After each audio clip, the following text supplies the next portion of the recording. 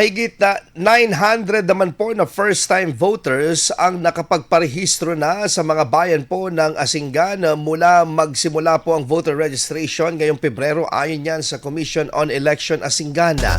Lumalabas na majority sa mga ito ay mula sa lumalaking pakikilahok ng kabataan at bagong mga lehitimong botante sa nasabing bayan.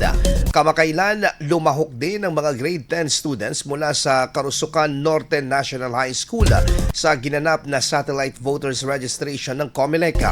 Ayon sa tanggapan, bukas pa rin ang voters registration hanggang Mayo 18 ng taong kasalukuyan bilang paghahanda sa barangay at sangguniang kabataan election sa Nobyembre 2 ng taong kasalukuyan.